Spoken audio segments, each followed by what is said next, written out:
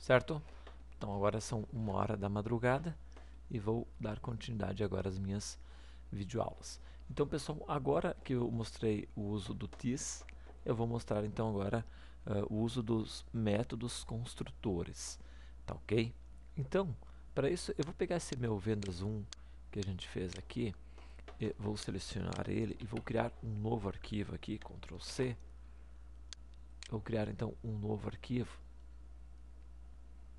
New File, e vou dar o nome então de vendas 1 construtor.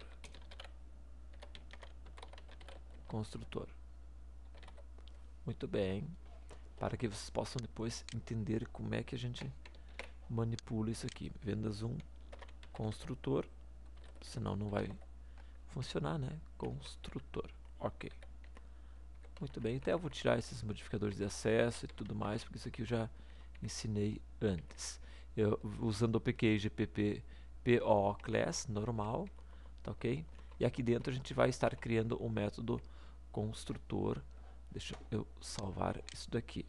Então, o que vem a ser um método construtor? Pessoal, construtores são métodos especiais que são executados, né, automaticamente quando a instância é criada. Você se lembra que vocês usavam aqui, ó, esta palavra new aqui? Então, nesse momento, eu estou instanciando, tá certo? Então, aqui, pessoal, eu posso ter, quando eu inicializo a minha classe Pi aqui, a minha instância, inicializando com o default da minha classe Pi.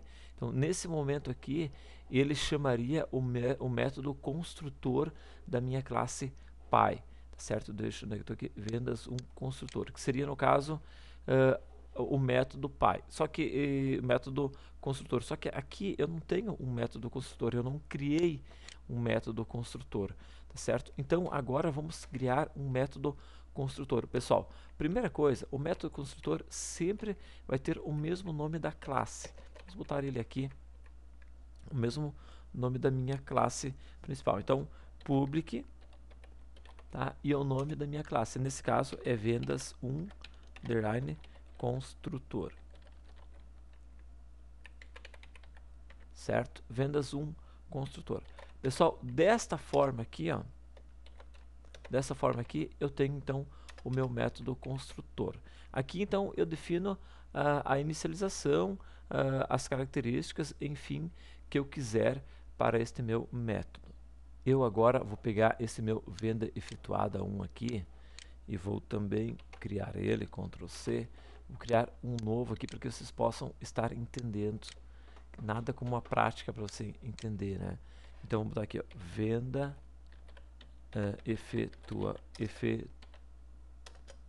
efetuada 1 underline usando o construtor, tá certo?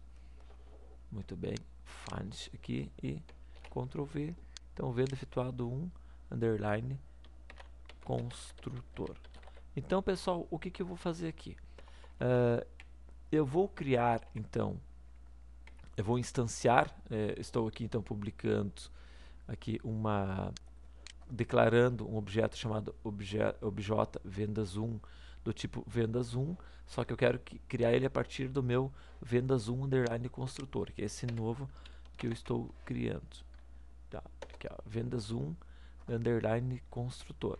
E aqui vendas 1 underline construtor, veja que já aparece porque está na mesma classe. Com isso aqui, pessoal, se tu pegar esse vendas 1 construtor aqui, deixa eu compilar ele, compilei, vamos lá, isso, compilou, beleza. Vamos pegar agora esse venda efetuado 1 aqui e vou compilar ele também, vejo que vai compilar sem problema nenhum. Posso até rodar ele, tá rodando já esse venda efetuado 1 construtor, né? Veja aqui, beleza, está funcionando 100%. Não mudou, na verdade, absolutamente nada com relação aos exercícios anteriores, porque o meu método construtor aqui não tem absolutamente nada aqui dentro, tá certo? Então, quando eu estiver instanciando ou inicializando, né, como vocês acharem melhor, um objeto derivado então desta minha classe aqui, e eu não e eu tiver omitido esse método construtor aqui, vamos supor que não, eu não criei o meu método construtor, ele por default ele inicializa todas as minhas variáveis, tá? Ou seja, pessoal, então os conteúdos default, no caso, vão ser, por exemplo, os lógicos recebem false, os numéricos recebem zero, os objetos recebem null e assim por diante, tá ok? Então deixa eu voltar aqui, tá? Então até o momento a gente fez todos desta mesma forma. Deixa eu voltar aqui para o venda, aqui, venda, certo? Então isso aqui, como eu não estou passando nada aqui, ele vai pegar por default. Default o que que é? É as minhas três variáveis aqui com seus valores default, tá ok? Ele inicializa automaticamente com valores default.